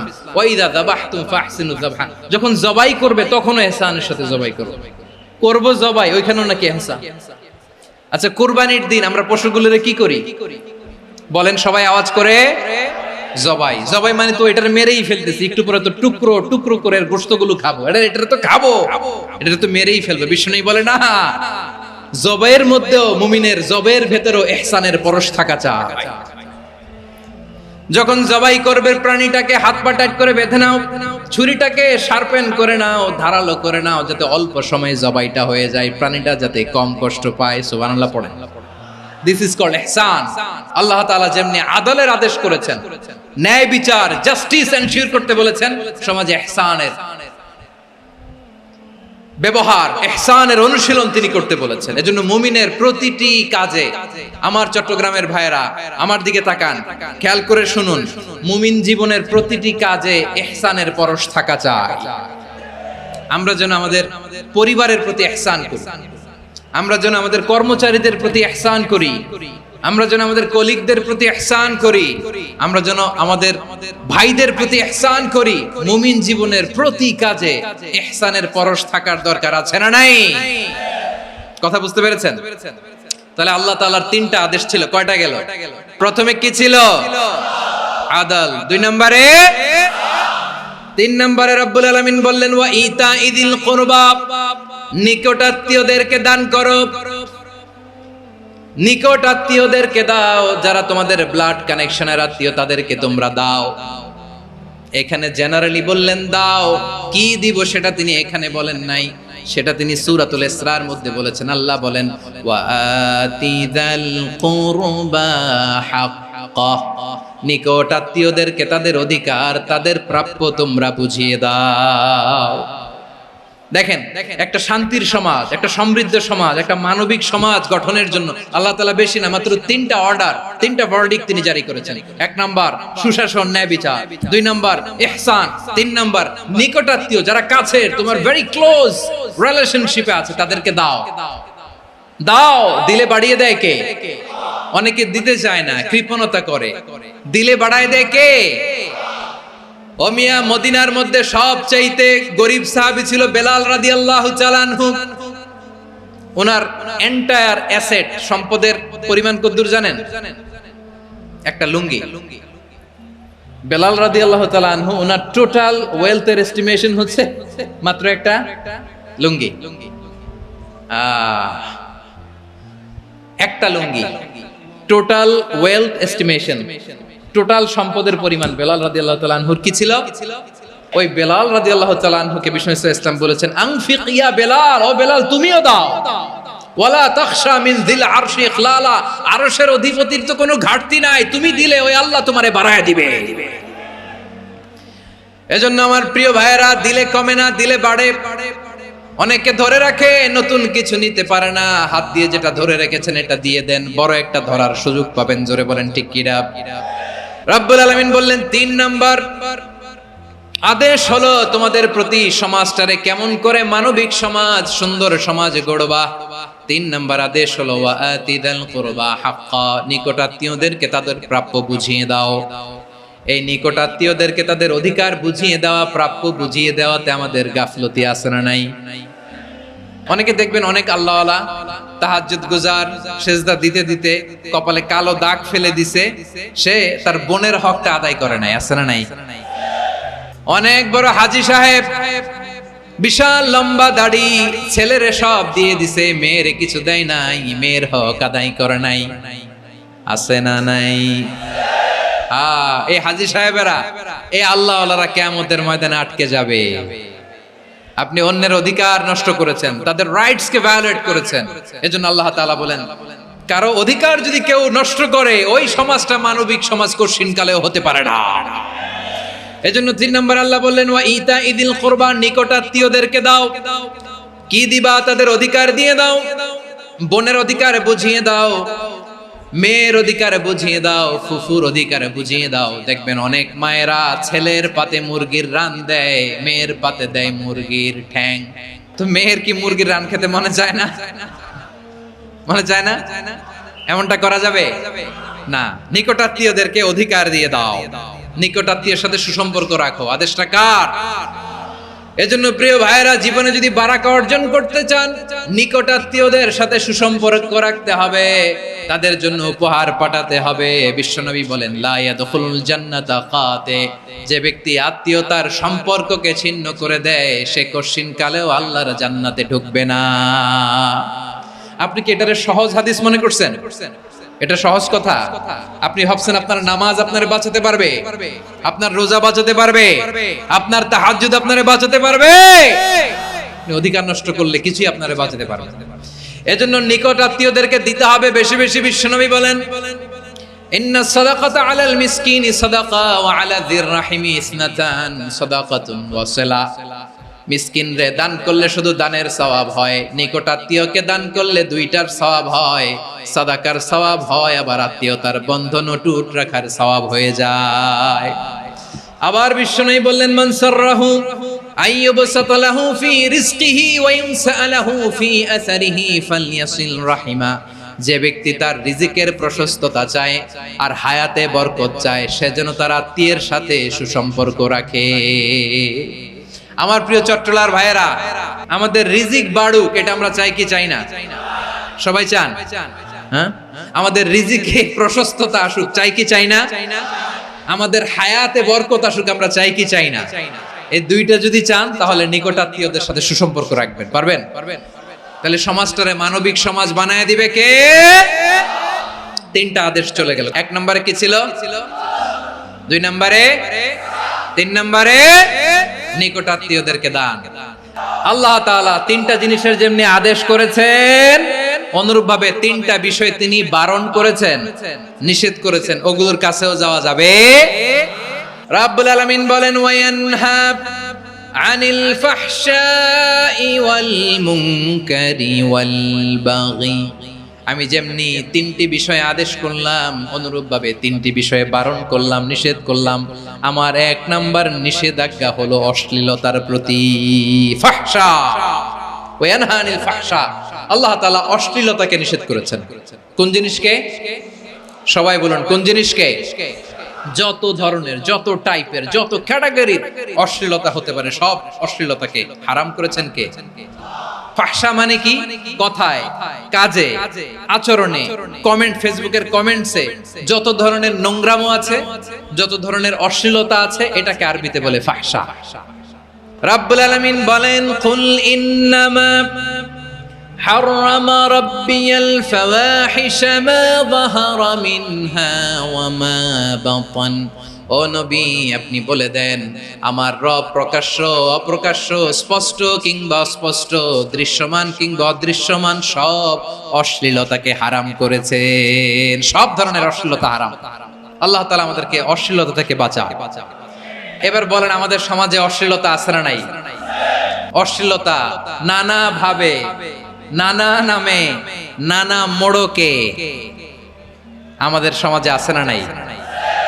সংস্কৃতির নামে, ফ্যাশনের নামে, বিনোদনের নামে, উপন্যাসের নামে, কনসার্টের নামে অশ্লীলতা আছে না নাই? আপনি দেখেছেন কনসার্ট গুলোর অবস্থা? আমাদের তরুণ তরুণীরা, আমাদের যুবক যুবতীরা, আমাদের জেনজিরা, কি অবস্থা ওইখানে? কনসার্টের নামে অশ্লীলতা আছে না নাই? ছেলে মেয়ে একে অপরকে জড়ায় ধরতেছে, একে অপরকে চুমু খাচ্ছে, প্রকাশ্যে, দিবালোকে, গণমানুষের সামনে। আল্লাহ তাআলা এই অশ্লীলতা থেকে আমাদেরকে বেঁচে থাকতে বলেছেন। রূপালী জগতের নামে অশ্লীলতা আছে না নাই? এই টার্মটা আপনারা জানেন না? রূপালী জগৎ কি জগৎ? আসলে কি রূপালী জগৎ না অন্ধকার জগৎ? আমার বোনেরা, আপনাদেরকে যে কি বলে তারা বুঝায়, রূপালী জগৎ শুনেই আপনি ভরকে যাবেন না। রূপালী জগতে যে নারী যত বেশি উলঙ্গ, সে নাকি তত বেশি সাহসী। জানেন? বলে এটা একটা সাহসী নারী, খুব সাহসী পদক্ষেপ তার। যত বেশি শরীর থেকে কাপড় নামাতে পারবে, যত বেশি বস্ত্রহীন হয়ে নিজেকে প্রেজেন্ট করতে পারবে, সে নাকি তত বেশি সাহসী। ও আমার চট্টলার ভাইয়েরা, শয়তানের প্রথম এজেন্ডা ছিল বনি আদমকে বস্ত্রহীন করা। সে আদম এবং হাওয়া আলাইহিস সালামকে নিষিদ্ধ গাছের ফল খাইয়ে তাদেরকে বস্ত্রহীন করেছে। এই জামিনেও সে আমাদেরকে বস্ত্রহীন করতে চাইবে। এই রূপালী জগতের নামে তারা এটা করে। আমার প্রিয় বোনেরা, আপনি জানেন না আপনার দাম কত। ওরা আপনাদেরকে বিজ্ঞাপনের সস্তা পণ্য বানাতে চায়। ওরা আপনাদেরকে ওদের ভোগের লিপসার টুলস বানাতে চায়। ওরা আপনাদেরকে দিয়ে ওদের খায়েশ পূরণ করতে চায়। এটা আপনাদের জন্য মোটেও ডিগনিটি নয়, এটা আপনাদের জন্য সম্মান নয়। আপনার সম্মান শালীনতায়, আপনার সম্মান হেজাবে, আপনার সম্মান ভদ্রতায়, আপনার সম্মান আপনার ডিসেন্ট পোশাকে। পোশাক বলে দেয় এই নারীটা ভদ্র না অভদ্র। পোশাক বলে দেয় এই মেয়েটা কোন ঘরের মেয়ে। আপনি জানেন না, আপনারা সস্তা পণ্য বানায়, ভোগের পণ্য, বিলবোর্ডে আপনাকে উলঙ্গ করে উপস্থাপন করে। এই অশ্লীলতার সাথে ইসলামের কোনো সম্পর্ক। এজন্য আল্লাহ বলেন, আমি অশ্লীলতাকে হারাম করেছি। অশ্লীলতাকে হারাম করার প্রথম কারণ হলো এর মাধ্যমে মানবতাকে অপমানিত করা হয়। কারণ মানুষের সম্মান মানুষের পোশাকে। মানুষ যখন পোশাকহীন হয়ে যায়, বস্ত্রহীন হয়ে যায়, তার সম্মান কমে যায়। ঠিক কিনা? অশ্লীলতাকে হারাম করার প্রথম কারণ হচ্ছে মানুষ মানুষকে অপমান করে। একটা নারী, সে তো সম্মানিত। নারী যে কত সম্মানিত, নারীরা এটা বুঝেই নাই। বিশ্বনবী বলেন, আদ-দুনিয়া কুল্লুহা মাতা ওয়া খায়রু মাতা'আদ দুনিয়া আল মারআতু সালিহা। আমার বোনেরা, 5টা প্যান্ডেলে আপনারা এলইডিতে আমার আলোচনা শুনছেন, আমি জানি। আপনাদের এই গর্ভ যে কত দামি আপনি জানেন না। আপনার পেট থেকেই আসবে আগামী দিনের সালাহুদ্দিন আল আইয়ুবী। আপনার পেট থেকেই আসবে অনাগত দিনের ইমাম মাহদী আল মুনতাযর। আপনার পেট থেকেই আসবে অনাগত দিনের ফয়সাল, ওয়াসিম, মুগ্ধ, আবু সাইদের মতো বীর যোদ্ধা। আমার প্রিয় বোনেরা, আমার প্রিয় বোনেরা, বিশ্বনবীর কথার ওজন খেয়াল করেন। আদ-দুনিয়া কুল্লুহা মাতা ওয়া খায়রু মাতা'আদ দুনিয়া আল মারআতু সালিহা। দুনিয়ার সবকিছুই অ্যাসেট, এর মধ্যে সবচেয়ে দামি অ্যাসেট নেককার নারী। আপনার গর্ভ যে কত দামি আপনি জানেন না। নিজের সময়টাকে কাজে লাগান, কোরআন পড়েন, সুন্নাহ পড়েন। আপনার অনেক দায়িত্ব ঘরে। You are the MD of your family. একটা family it's a very big institution. পরিবার একটা অনেক বড় প্রতিষ্ঠান। And you are the MD of your institution. আপনি এই পরিবারের MD, managing director of your family. এখানে আপনার কত দায়িত্ব। আপনি ছেলে মেয়েদেরকে তারবিয়া করবেন। আপনি আপনার স্বামীর জন্য ঘরটারে জান্নাতের নীর বানাবেন। আপনার জন্য জান্নাতের ডুপ্লেক্স বাড়ি ওইখানে তৈরি করে রাখবে কে? আপনি যে কত দামি আপনি জানেন না। নারীদেরকে আল্লাহ বানিয়েছেন উচ্চতর করে, নিম্নতর নয়। নারীদেরকে ছোট্ট জিনিস দিলে এটারে বড় করে দেয়।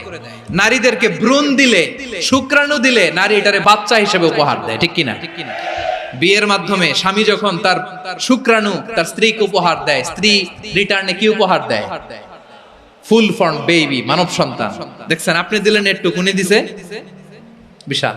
আপনি যদি নারীকে বাজার এনে দেন, নারী এটাকে সুস্বাদু খাবারে রূপান্তর করে দেয়। আপনি তাকে একটা মুচকি হাসি দিয়ে দেন, সে তার কলিজা দিয়ে দেয়। কিন্তু যদি আপনি তার মনে কষ্ট দেন, সে আপনার জীবনকে জাহান্নাম বানায়া দেয়। নারীর মন বুঝতে পারলে নেয়ামত, বুঝতে না পারলে কিয়ামত। আমার প্রিয় বোনেরা, আপনি যে কত দামি আপনি জানেন না। অনেক দামি আপনি। আপনাদেরকে যেন ভোগের সস্তা পণ্য বানাতে না পারে, আপনাদেরকে সচেতন থাকতে হবে। তাহলে কেন আল্লাহ তাআলা এই ফাহশা অশ্লীলতাকে হারাম করলেন? 1 নাম্বার, এতে হিউম্যান ডিগনিটি কমে। 2 নাম্বার, এতে মানুষের অধিকার নষ্ট হয়। আপনি বিয়ে করেছেন, এরে পরকিয়া করেন, ওর সাথে এরকম আছে না নাই? স্ত্রীর অধিকার নষ্ট করেছেন। আপনি বিবাহ সম্পর্কে আবদ্ধ হয়েছেন তার সাথে, আপনি পরকিয়া করেন ওই ছেলের সাথে, আপনি আপনার হাজবেন্ডের সাথে বিট্রে করেছেন। এজন্য আল্লাহ অশ্লীলতাকে হারাম করেছেন। অশ্লীলতাকে হারাম করার আরেকটা কারণ হচ্ছে আল্লাহ তাআলা এই হিউম্যান জেনারেশনকে, এটাকে প্রিজার্ভ করতে চায়। হিফজুন নাসল, এটা মাকাসিদুশ শরিয়ার অনেক গুরুত্বপূর্ণ একটা মাকাসিদ, অনেক গুরুত্বপূর্ণ। আপনার নাসল, আপনার জেনারেশনকে সংরক্ষণ করা। এই যে আসতেছে ফেব্রুয়ারি, কত ফেব্রুয়ারি জানো? এটা কি বিশ্ব ভালোবাসা দিবস? হ্যাঁ, কি দিবস? এই বিশ্ব ভালোবাসা দিবসের সাথে মুসলমানদের কোনো সম্পর্ক নাই। আমার প্রিয় ভাইরা, এই যে আপনি অবৈধ সম্পর্কে জড়ালেন, কেন আল্লাহ অশ্লীলতাকে হারাম করেছে দেখেন। বলতেছিলাম যে এটা আপনার নাসল, আপনার জেনারেশন, আপনার লিনিয়েজ, আপনার বংশকে প্রিজার্ভ করা। কে কার বাবা, কে কার মা, বাবা মা জানা, প্রজন্মকে প্রিজার্ভ করা, এটা ইসলাম ওয়াজিব করে দিয়েছে। এই যে অবৈধ সম্পর্কের কারণে, বিশ্ব বেহায়া দিবসের কারণে, এগুলোর আউটকাম, আউটপুট হিসেবে মাঝে মাঝে এই ঢাকা মেডিকেলের ডাস্টবিনে নবজাতকের বাচ্চার কান্নার আওয়াজ শুনতে পাওয়া যায়। চট্টগ্রাম মেডিকেলের ডাস্টবিনে নবজাতকের কান্না শুনতে পাওয়া যায়। বীর চট্টলার মুসলমানেরা বুঝতে পারলে আওয়াজ করে বলেন, এই যে চট্টগ্রাম মেডিকেলে যে নবজাতকটা পাওয়া গেল, ওর বাবাকে আমাকে বলেন, ওর মাকে, ও কোন ফ্যামিলির সন্তান কেউ জানে? আপনি হিউম্যান ডিগনিটিকে অপমান করেছেন না? আপনি তার ভবিষ্যৎকে অন্ধকার করেছেন না? আপনি তার লিনিয়েজকে প্রশ্নবিদ্ধ করে দিয়েছেন না? এই জন্য আল্লাহ তাআলা অশ্লীলতাকে আমাদের জন্য হারাম করে দিয়েছেন। পড়েন সুবহানাল্লাহ। এই জন্য রাব্বুল আলামিন বলেন, কুল ইন্নামা হারামা রাব্বিয়াল ফাওয়াহিশা মা যাহারা মিনহা ওয়া মা বাতান। প্রকাশ্য অপ্রকাশ্য সব অশ্লীলতাকে হারাম ঘোষণা করে দিয়েছে কে? আবার দুনিয়ার বুকে যারা অশ্লীলতার প্রসার করে তাদের জন্য শাস্তি মজুদ রেখেছে কে? রাব্বুল আলামিন বলেন, ইন্নাল্লাযীনা ইউহিব্বুনা আন তাশিআল ফাহিশাতু ফিল্লাযীনা আমানু লাহুম আযাবুন আলীমুন ফিদ দুনিয়া ওয়াল আখিরাতি ওয়াল্লাহু ইয়ালামু ওয়া আনতুম লা তা'লামুন। নিশ্চয়ই যারা বিশ্বাসীদের মাঝে অশ্লীলতার প্রচার প্রসার করতে চায় তাদের জন্য আমি মর্মন্তুদ শাস্তি প্রস্তুত করে রেখেছি, দুনিয়াতেও রেখেছি, আখিরাতেও রেখেছি। ঘোষণাটা কার? যারা এই নাটকের নামে, সিনেমার নামে, রূপালী জগতের নামে, মুভির নামে, ওটিটি প্ল্যাটফর্মের নামে আমার সমাজে অশ্লীলতা ছড়াতে চায় তাদের জন্য কঠিন মর্মন্তুদ শাস্তি মজুদ রেখে দিয়েছে কে? ও আমার বোনেরা, এখনো আপনি জাগবেন না? এখনো আপনার চিন্তার দুয়ারে এখনো নাড়া পড়ে নাই? ওরা আপনাকে উলঙ্গ বানাতে চায়, ওরা আপনাকে আইটেম গার্ল বানাতে চায়। এজন্য ইসলাম অশ্লীলতাকে হারাম করেছে। হারাম। ইসলাম বলেছে যোজন যোজন দূরে থাকো, ওরা বলে না কাছে আসো, কাছে আসার গল্প, ক্লোজ আপ ওয়ান, কাছে আসার গল্প আছে না নাই? তাহলে অশ্লীলতার সাথে আমাদের কোনো সম্পর্ক? সবাই বলতে পারেননি, আওয়াজ করে বলুন, অশ্লীলতার সাথে আমাদের কোনো সম্পর্ক? আমরা এই সমস্ত ক্লোজ আপ ওয়ান, কাছে আসার গল্পের প্রোগ্রামে যাব? আমরা কোন ধরনের অশ্লীল কন্টেন্ট সোশ্যাল মিডিয়ায়, টিভিতে দেখব? কি যুগ যে আমরা কাটাচ্ছি আপনি কল্পনা করতে পারবেন না। পর্ন ইন্ডাস্ট্রি, নারী পুরুষের বস্ত্রহীন যুগল দৃশ্য, এটাকে দিয়ে ওরা কোটি ডলারের ইন্ডাস্ট্রি বানিয়েছে। পুরো মানব ইতিহাসে এরকম জঘন্য সময় মানব ইতিহাস পার করে নাই। পর্ন এটা ইন্ডাস্ট্রি হয়ে গেছে। আমাদের এই যুবকগুলো, জেনজি গুলো, ওদের চরিত্র বাঁচাবে কি করে? কেমন করে হেফাজত করবে ওদের এই মূল্যবান চরিত্র? আমার প্রিয় ভাইরা, এই অশ্লীলতার দ্য লেটেস্ট ভার্সন হচ্ছে LGBTQ, শরীফ থেকে শরীফা। শুনছেন আপনারা? দেখতে পুরুষ, আসলেই পুরুষ, সুস্থ একজন পুরুষ, 4 সন্তানের বাবা, বলে আমি মনে মনে নারী। দেখতে নারী, সুস্থ নারী, আসলেই সে দিব্যি একজন নারী, বলে আমি মনে মনে পুরুষ। সবচেয়ে ভয়ঙ্কর অশ্লীলতার সবচাইতে লেটেস্ট ভার্সন হচ্ছে এই ট্রান্সজেন্ডারিজম। সুস্থ পুরুষ তার বায়োলজিক্যাল গ্রোথকে হরমোন দিয়ে স্টপ করে দিয়ে সে সার্জারি করে নারী হতে চায়, সুস্থ নারী পুরুষ হতে চায়। পুরুষের প্রতি সেক্সুয়ালি আকর্ষণ বোধ করে, এটা লূত আলাইহিস সালামের কওমের মধ্যে ছিল। এটাকেও আল্লাহ কোরআনে ফাহিশা বলেছেন। ওয়ালুতান ইয ক্বালা লিকাওমিহি আতাতুনাল ফাহিশাতা মা সাবাকাকুম বিহা মিন আহাদিম মিনাল আলামিন। লূত আলাইহিস সালাম বললেন, তোমরা কি এমন এক অশ্লীল কার্যক্রমে ডুব দিলে নাকি যেটা গোটা বিশ্বের কেউ কখনো করে নাই, তোমরাই প্রথম করেছো। পড়েন নাউযুবিল্লাহ। এই পশ্চিমের এই রোগ আমার দেশে যেন আসতে না পারে, আমাদের সজাগ থাকতে হবে। প্রিয় ভাইরা, চিল্লায় বলেন ঠিক কি না? পশ্চিমের অবস্থা ভয়ঙ্কর। পাশ্চাত্যে আমি যুক্তরাষ্ট্রে ছিলাম অনেকদিন, কয়েক মাস, বিভিন্ন স্টেটে ঘুরেছি। গার্ডিয়ানরা উদ্বিগ্ন, ছেলে মেয়েদেরকে, ছোট্ট ছেলে মেয়ে, ওদেরকে জিজ্ঞেস করে, তুমি how do you feel right now inside yourself, তুমি ভিতরে ভিতরে কেমন ফিল করো, তোমার কি ছেলে ছেলে লাগে না মেয়ে মেয়ে লাগে? আচ্ছা বলেন, এই ছোট্ট বাচ্চাটা ওকে এগুলো জেন্ডার অ্যাসাইনমেন্ট বলতে এগুলো কিছু বুঝে? এইভাবে মিসগাইড করা হচ্ছে। কৌতূহল বশত ছোট্ট ছেলে যদি বলে আমার তো মেয়ে মেয়ে লাগে, তখন বলে যে না তুমি মেয়ে, ছেলে না। মা বাবা বাধা দিলে ওকে আলাদা গভর্নমেন্ট হাউসে নিয়ে যায়। ভয়ঙ্করতম অবস্থা। আমরা একটা সময় শুনতাম যে হুজুর আমার ছেলেটা খুব ভালো, হাফেজে কোরআন, আল্লাহওয়ালা। হুজুর আমার ছেলে দাড়ি রাখছে, আল্লাহওয়ালা। হুজুর আমার ছেলে 5 ওয়াক্ত সালাত জামাতের সাথে পড়ে, তার মানে আল্লাহওয়ালা। পশ্চিমে যে আমি কি শুনছি জানেন? ওরা বলে হুজুর আমার ছেলেটা ইউনিভার্সিটির একটা মেয়ের সাথে প্রেম করে, ও খুব আল্লাহওয়ালা, হুজুর দোয়া করবেন। এর কারণ ওদের কাছে আল্লাহওয়ালার ক্রাইটেরিয়া হচ্ছে হুজুর আমার ছেলেটা আরেক ছেলের পছন্দ করে নাই, আমার মেয়েটা আরেক মেয়েকে ভালোবাসে নাই, এজন্য আমার ছেলেটা আল্লাহওয়ালা, হুজুর ওর জন্য একটু দোয়া করে দিয়েন। কি চ্যালেঞ্জ ওরা ফেস করতেছে।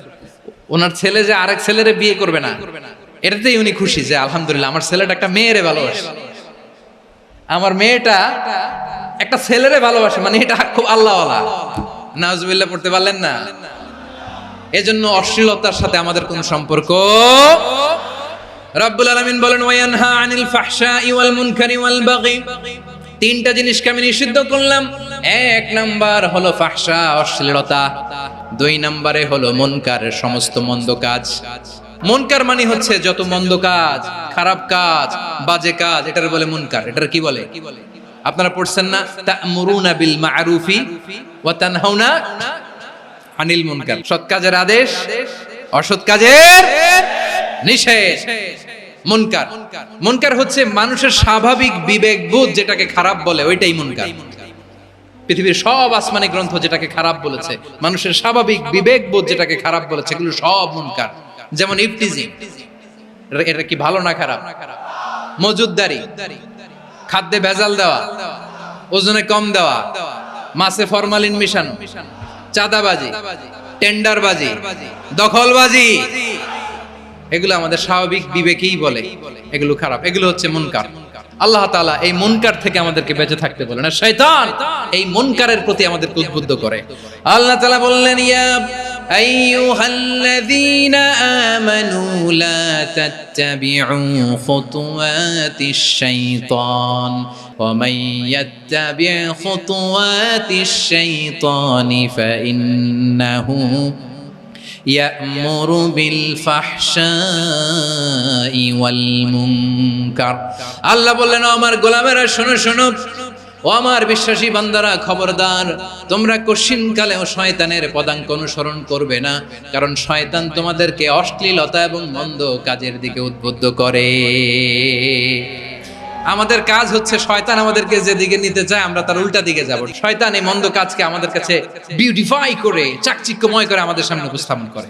এজন্য আল্লাহ বলেন মুনকারকে থামাতে হবে, মুনকার প্রতিরোধ করতে হবে। মুনকার প্রতিরোধের দায়িত্ব শুধু আমাদের নাকি? শুধু আপনার খতিব সাহেবের, ইমাম সাহেবের, নাকি মুসলিম উম্মার সবার? আওয়াজ করে বলুন, মুনকার অসৎ কাজ প্রতিরোধের দায়িত্ব কার? রাব্বুল আলামিন বলেন কুনতুম খায়রা উম্মাতিন উখরিজাত লিন-নাসি তা'মুরুনা বিল মা'রুফি ওয়া তানহাউনা আনিল মুনকার। তোমাদেরকে শ্রেষ্ঠ জাতি করে জমিনের মধ্যে আবির্ভূত করা হয়েছে, যাতে করে তোমরা জমিনের ভেতরে সৎ কাজের আদেশ করতে পারো আর অসৎ কাজের নিষেধ করতে পারো। উম্মাহ কুনতুম খায়রা, তাহলে গোটা উম্মার দায়িত্ব, এটা বুঝতে পারছেন তো? আচ্ছা, আরো নিচে আসেন। এরপরে আল্লাহ বললেন শুধু উম্মাহ না, এই জমিনের রাজত্ব আমি যাদের হাতে দেই, এই জমিনের মালিক আমি যাদেরকে বানিয়ে দেই, যাদেরকে আমি সরকারের দায়িত্ব দেই, তাদেরকেও মুনকার প্রতিরোধের দায়িত্ব দিয়েছে কে? আল্লাহ বলেন যারা ক্ষমতার মসনদে বসেছে তাদেরকে 4 দফা কর্মসূচি আমি আল্লাহ দিলাম। আওয়াজ করে বলেন কয় দফা? আল্লাহ বলেন আল্লাযীনা ইম্মাক্কান্নাহুম ফিল আরদি আকামুস সালাতা ওয়া আতাউয যাকাতা ওয়া আমারু বিল মা'রুফি ওয়া নাহাউ আনিল মুনকার ওয়ালিল্লাহি আকিবাতুল উমুর। যারা এই জমিনের উত্তরাধিকার হয়েছে তারা 4 দফা কর্মসূচি নিয়ে সামনে আগাবা। সালাত কায়েম করবা, যাকাত আদায় করবা, সৎ কাজের আদেশ দিবা, অসৎ কাজ থেকে মুনকার প্রতিরোধ করবা। আদেশটা কার? আমার প্রিয় চট্টলার ভাইরা, পুরো উম্মার দায়িত্ব মুনকার প্রতিরোধ করা, সরকার প্রধানের দায়িত্ব মুনকার প্রতিরোধ করা। এরপর আল্লাহ বলেন প্রতিটা ফ্যামিলির যিনি প্রধান সিইও বাবা, প্রত্যেক বাবারও দায়িত্ব এই মুনকার প্রতিরোধ করা। আওয়াজ করে বলেন ঠিক কি না? যেমনটি সাইয়েদনা লোকমান আলাইহিস সালাম ওনার কলিজার টুকরা সন্তানকে আদেশ করেছেন, ইয়া বুনাইয়া আকিমিস সালাতা ওয়া'মুর বিল মা'রুফি ওয়ানহা আনিল মুনকার। পড়েন সুবহানাল্লাহ। বাবা ছেলেকে সবক দিচ্ছে, লোকমান আলাইহিস সালাম ছেলেকে বলতেছে, ওরে আমার কলিজার টুকরা সন্তান, ওরে আমার বাছা, নামাজ কায়েম করবা, সৎ কাজের আদেশ দিবা, আর মুনকার প্রতিরোধ করবা, অসৎ কাজ সমাজ থেকে খারাপ কাজকে ঝেঁটে বিদায় করে দিবা। তাহলে দেখেন আমি স্টেপ বাই স্টেপ নামলাম। পুরা উম্মার দায়িত্ব, জমিনের উত্তরাধিকারী আল্লাহ যাদেরকে বানিয়েছেন সরকার, তাদের দায়িত্ব, প্রতিটি ফ্যামিলির প্রধানের দায়িত্ব। এরপরে বিশ্বনবী বলেন সচেতন প্রতিটি মুসলিমের দায়িত্ব সমাজ থেকে মুনকারকে উৎখাত করা। বিশ্বনবী বলেছেন মান রাআ মিনকুম মুনকারান ফালিয়ুগাইয়িরহু বিয়াদিহি ফাইন লাম ইয়াস্তাতি ফাবিলিসানিহি ওয়া ইন লাম ইয়াস্তাতি ফাবিকলবিহি ওয়া যালিকা আযআফুল ঈমান। সমাজে যে মুনকার দেখবে, খারাপ কাজ দেখবে, সেজন্য হাত দিয়ে সেটাকে থামায়। আমার প্রিয় ভাইরা, না থামালে আমরাই ডুববো শেষমেশ। আমাদের বাঁচার জন্য হলেও থামাইতে হবে। রব্বুল আলামিন বলেন ওয়াত্তাকু ফিতনাতাল লা তুসিবান্নাল্লাযীনা যালামু মিনকুম খাসসা। ও আমার গোলামেরা, ওই আযাবকে ভয় করো যে আযাব যখন আমি জমিনের বুকে পাঠাই শুধু জালেমদেরকেই মারি না, আলেমদেরকেও মারি। আযাব যখন আসে তখন শুধু জালিমই মরে না, আলেমও মরে। জানেন মুসা আলাইহিস সালামের পায়ে একবার লাল পিঁপড়া, তো উনি রেগে মেগে পাশি দেখে লাল পিঁপড়ার বাসা, পা দিয়ে ডলে মুছে সবগুলো পিঁপড়া মেরে ফেলছে। এই ঘটনাটা আল্লাহ ঘটিয়েছেন এজন্য মুসা আলাইহিস সালাম ছিলেন কালিমুল্লাহ, সরাসরি আল্লাহর সাথে কথা বলতেন। তিনি আল্লাহকে জিজ্ঞেস করেছিলেন, আল্লাহ তুমি যখন কোনো জনপদে আযাব পাঠাও, শাস্তি দাও, ওখানকার শুধু জালেমরাই তো মরে না, ভালো মানুষগুলাও মরে, তো আযাব দিবা মুশরিকদের উপর দিবা, অবাধ্যদের উপর দিবা, ভালো মানুষগুলোরে মারো কেন? আল্লাহ বললেন মুসা তোমার যে কামড় দিছিল পায়ের মধ্যে পিঁপড়া, কয়টা পিঁপড়া? একটা পিঁপড়া, তো সবগুলারে মারলা কেন? রেগে মেগে পুরো পিঁপড়ার বাসা ভেঙে মেসাকার করলা কেন? আমি যখন অ্যাকশনে যাই, আমি যখন শাস্তি দেই, তখন এত বাস বিচার করা হয় না, বাস বিচার করা যায় না। যখন অ্যাকশনে যাওয়া হয় ওইটা ডাইরেক্ট অ্যাকশন হয়ে যায়। চিল্লায় বলো ঠিক কি না? এজন্য আমাদের বাঁচার জন্য হলেও এই পাপ থামাতে হবে, এই শয়তানের অট্টহাসি থামাতে হবে, অন্যায় অপরাধ সমাজ থেকে আমাদের থামাতে হবে। কারণ আযাব আসলে ওরাও মরবে, আমরাও মরব। একটা জাহাজ 2 তলা, আপনি আছেন 2য় তলায়, নিচের তলার কিছু লোক জাহাজের তলা ছিদ্র করতে আরম্ভ করছে। কি ছিদ্র করতেছে? আচ্ছা জাহাজের তলা ছিদ্র করলে তলা দিয়ে কি ঢুকে? এখন আপনি যদি বলেন আমার কি, আমি তো 2 তলায়, আমি তো ভালো আছি, ওরা ছিদ্র করে ওরা মরবে। আসলে কি শুধু ওরা মরবে? তলা দিয়ে যখন পানি ঢুকবে, জাহাজ ঢুকলে আপনিও মরবেন। এজন্য নিজে মরার আগে ওই পাগলগুলোর নিচতলায় যে থামাতে হবে। চিল্লায় বলেন ঠিক কি না? এজন্য আল্লাহ বললেন মুনকার প্রতিরোধের দায়িত্ব সমাজের টপ টু বটম সবার। এজন্য মুনকার প্রতিরোধ করার দরকার আছে না নাই? সমাজে এই যে ইফটিজিং হয়, আপনার বোনের বয়সী একটা মেয়েকে কিছু বখাটে টিটকারি করে, এই বলে সেই বলে, নোংরা কথা বলে, রাস্তায় দেখেও আপনি পাশ দিয়ে না দেখার মতো চলে যান কেন? আপনি দাঁড়ান না কেন? আপনি দাঁড়ালেই তো থেমে যাবে, কারণ সত্যের যে শক্তি তার সামনে মিথ্যা মুখ থুবড়ে পড়ে। আপনার সামনে ও কিছুই না, নাথিং। আপনি দাঁড়ান, ওকে প্রশ্ন করেন যে আমার বোনকে তুমি ডিস্টার্ব করো কেন? আপনাকে দেখে আরো 5 জন দাঁড়াবে, 5 জনকে দেখে আরো 10 জন দাঁড়াবে। আমাদের নীরবতা আর আমাদের নিশ্চুপ থাকাই জালিমদেরকে আরো শক্তিশালী জালিম বানিয়েছে। এজন্য মুনকার প্রতিরোধের দায়িত্ব আমাদের সবার। টেন্ডারবাজি, চাঁদাবাজি, দুর্নীতি, অপরাধ, দখলদারিত্ব, মজুদদারি, এগুলো সব কিছু একসাথে প্রতিরোধ করতে হবে, ঠিক কিনা বলেন? একটা মানবিক সমাজ যদি চাই, প্রতিরোধ করতে হবে। প্রিয় ভাইয়েরা, আল্লাহর শপথ নিয়ে বলি, এই নাসিহাত গুলো সবার জন্য, সব দলের জন্য, সব মতের মানুষের জন্য। আমরা কোনো দলের প্রতি মানুষকে ডাকি না, আমরা ডাকি ইসলামের দিকে। সব দলের, সব মতের, সব মানুষদেরকে আমরা আহ্বান জানাই, আসুন আমরা একটা সুন্দর সমাজ বিনির্মাণ করি। এই যে নতুন বাংলাদেশের এক সুযোগ এসেছে, আর জীবনে হয়তো আসবে না, সামনের 100 বছর এই সময় আসবে না। আসুন দেশটাকে আমরা সাজাই, আসুন আমরা দুর্নীতি বন্ধ করি, আসুন আমরা চাঁদাবাজি বন্ধ করি, আসুন আমরা দখলদারিত্ব বন্ধ করি, আসুন আমরা এক দল আরেক দলকে নিশ্চিহ্ন করার যে রাজনীতি, এটা বন্ধ করি।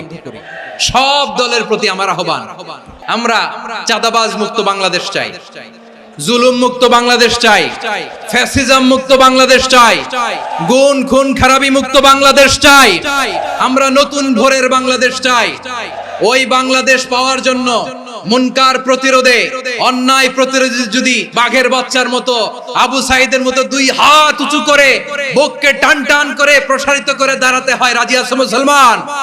রাব্বুল আলামিন বলেন, ওয়ায়ানহা আনিল ফাহশাই ওয়াল মুনকারি ওয়াল বাগি ইয়াইদুকুম লাআল্লাকুম তাযাক্কারুন। আল্লাহ বললেন, আমি অশ্লীলতাকে নিষেধ করি, আমি সব ধরনের মন্দ কাজকে নিষিদ্ধ করি, সব শেষে আমি সীমা লঙ্ঘনকে তোমাদের জন্য নিষিদ্ধ করি।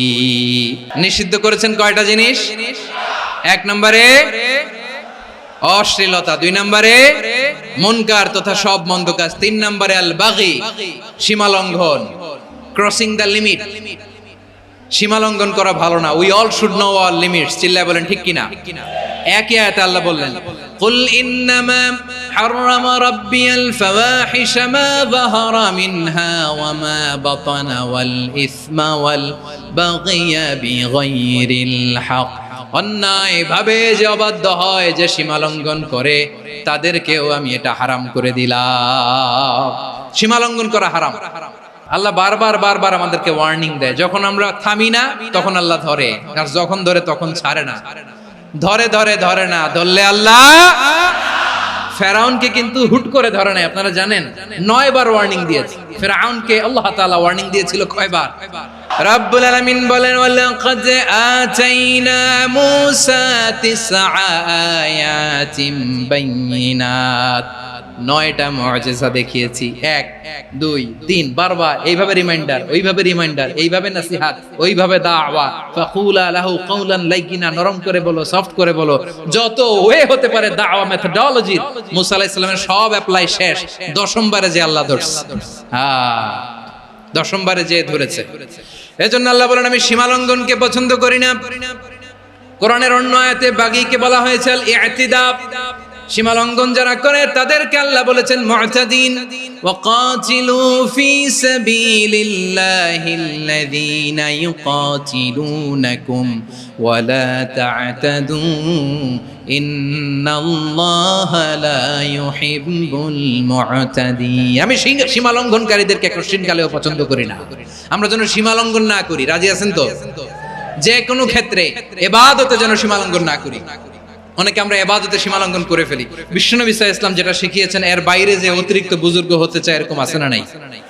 কোন ক্ষেত্রেই সীমা লঙ্ঘন করা যাবে এমনকি যুদ্ধক্ষেত্রেও না। বিষ্ণু ইসলাম বলেন খবরদার যুদ্ধক্ষেত্রেও সীমা লঙ্ঘন করো না। কি সুন্দর ইসলাম আমরা পেয়েছি। বিশ্বনবী বলেন খবরদার যুদ্ধের ময়দানে কোনো নারীর গায়ে হাত তোলো না, কোনো শিশুর গায়ে হাত তোলো না, কোনো গবাদি পশু হত্যা করো না, কোনো শস্য ক্ষেত্র ধ্বংস করো না, ইবাদতরত অন্য ধর্মের কোনো সন্ন্যাসীর গায়ে হাত তোলো না। বলেন সুবহানাল্লাহ। তাহলে আমরা সীমা লঙ্ঘন করতে পারবো? প্রিয় ভাইরা, একটা সুখী সমৃদ্ধ শান্তির সমাজ, মানবিক সমাজ যদি আমরা গঠন করতে চাই, আমাদের আল্লাহর দেয়া কয়টা আদেশ মানতে হবে বলেন দেখি? আর বেঁচে থাকতে হবে কয়টা জিনিস থেকে? আল্লাহর আদেশ কি? 1 নাম্বার আদাল, ন্যায়পরায়ণতা। আমরা সুবিচার, সুশাসন, ন্যায় বিচার চাই কি চাই না? 2 নম্বরে কি ছিল? মাশাআল্লাহ, আমরা যেন সবার প্রতি দয়া পরবশ হই, ইহসান করি। 3 নম্বরে কি ছিল? নিকটাত্মীয়দের দান করা, তাদের অধিকার প্রাপ্য বুঝিয়ে দেওয়া। পাশাপাশি 3টা জিনিস থেকে আল্লাহ বারণ করেছেন, নিষেধ করেছেন। তার প্রথমটা ফাহশা, অশ্লীলতা। অশ্লীলতার সাথে আমাদের কোনো সম্পর্ক। 2 নাম্বার নিষেধাজ্ঞা কি ছিল? আল মুনকার, সমাজের যত মন্দ কাজ এগুলোকে আমরা প্রতিরোধ করব। রাজি আছেন তো সবাই? 3 নম্বরে আল বাগি, সীমালঙ্ঘন। কোন মুসলিম সীমালঙ্ঘন করে না। রাব্বুল আলামিন শেষে বললেন ইয়াইদুকুম লাআল্লাকুম তাযাক্কারুন, আল্লাহ তোমাদেরকে উপদেশ দেন যাতে তোমরা শিক্ষা গ্রহণ করো। আমরা উপদেশ দেব, আমরা জোর করে কাউরে কিছু মানাতে চাই না। লা ইকরাহা ফিদ্দিন ওয়া যাক্কির ফা ইন্না যিকরা তানফাউল মুমিনিন। উপদেশ দিলে এটা মুমিনদের কাজে দেয়। লাস্তা আলাইহিম বিমুসাইতির ইন্নামা আনতা মুযাক্কির। নবী হে, আপনি রিমাইন্ডার দাতা, আপনি উপদেশ দিবেন। আমরাও বিশ্বনবীর এই হাদিসগুলো থেকে, কোরআনের আয়াত থেকে রিমাইন্ডার, এই কথামালা বাণী বাহক হিসেবে এই বাণীগুলো আপনাদের সাথে